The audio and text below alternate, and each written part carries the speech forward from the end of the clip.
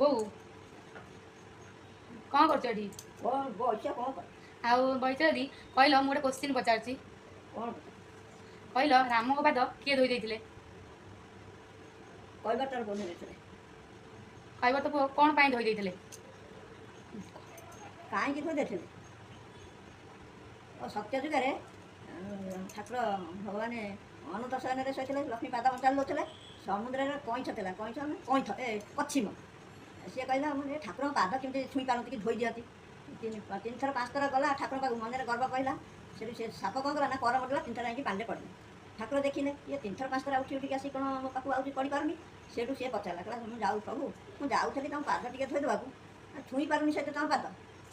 କହିଲା, ଆଉ ତୁ ଏ ଯୁଗରେ ମୋ ପାଦ ଧୋଇପାରିବୁନି, ତୁ ତ୍ରେତା ଯୁଗରେ ମୁଁ ରାମ ଅବତାରରେ ଯାଉଥିବି, ତୁ ସେତିକିବେଳେ ମୋ ପାଦ ଧୋଇଦେବୁ।